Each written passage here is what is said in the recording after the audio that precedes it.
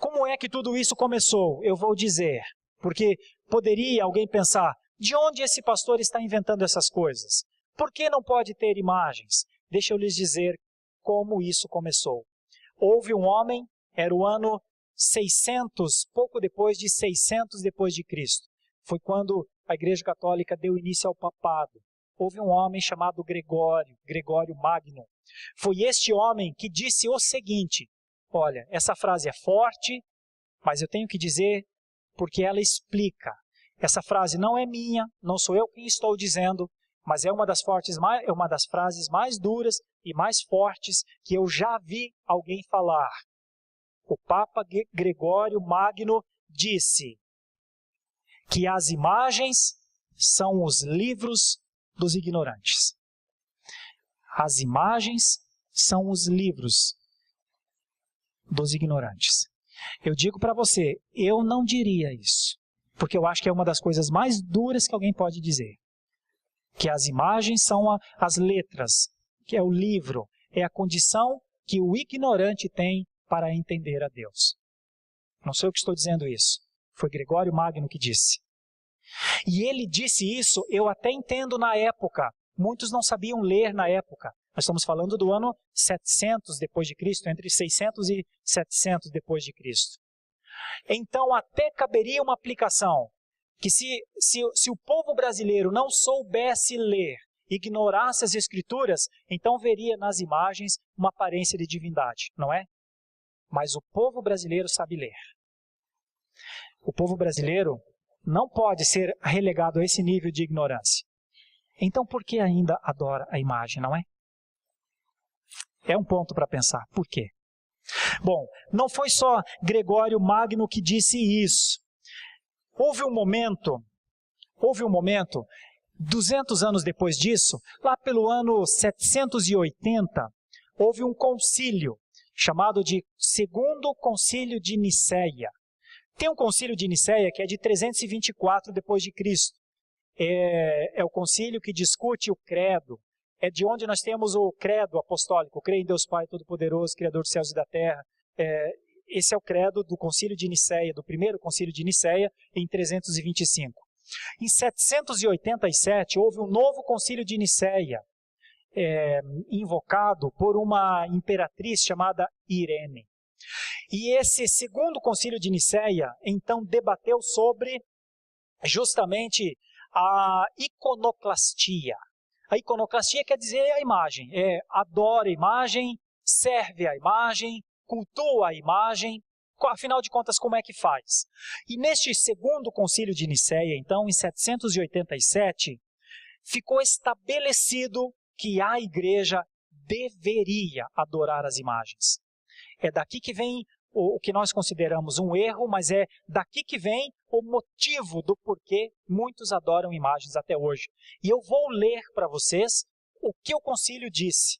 São algumas linhas e você vai entender o porquê tantos e tantos adoram imagens hoje e você não consegue entender como é que ele adora se a palavra diz que não é para adorar. Mas veja, em 787 foi estabelecido por ordem na igreja a adoração às imagens. Vou ler. Está escrito assim: caminhando como que por uma estrada real e seguindo a doutrina divinamente inspirada de nossos santos padres e a tradição da igreja, definimos com todo o cuidado e exatidão que as veneráveis e santas imagens são erigidas da mesma maneira que a figura da preciosa e vivificante cruz. Imagens pintadas, feitas em mosaico ou de outro material conveniente, nas santas igrejas de Deus, sobre vasos e vestimentas sagradas, em paredes e quadros, em casas e ao lado da nossa imaculada Nossa Senhora, a santa genitora de Deus, dos veneráveis anjos e todos os homens santos. Com efeito, quanto mais são contemplados por meio de tais representações, tanto mais os que os contemplam são incitados a refletir nos seus originais, a suspirar por eles e a tributar às imagens o tributo de uma saudação e a reverência de honra. sem tributar-lhes a verdadeira adoração, que está de acordo com a nossa fé e que é devida somente à natureza divina. Mas, assim como as figuras da venerável e vivificante cruz, ao Santo Evangelho e aos outros monumentos sagrados, assim também a essas imagens devemos conceder a honra do incenso, o oferecimento de luzes, como piedoso costume que foi na antiguidade. Pois as honras tributadas às imagens passam aos seus originais, e aquele que adora uma imagem, adora a pessoa nela pintada. Aquele que adora uma imagem, adora a pessoa nela pintada. Vocês notam por que os católicos adoram imagens? É uma ordem. O concílio de Nicéia, o segundo concílio de Nicéia, disse, tem que adorar. Quem fez isso?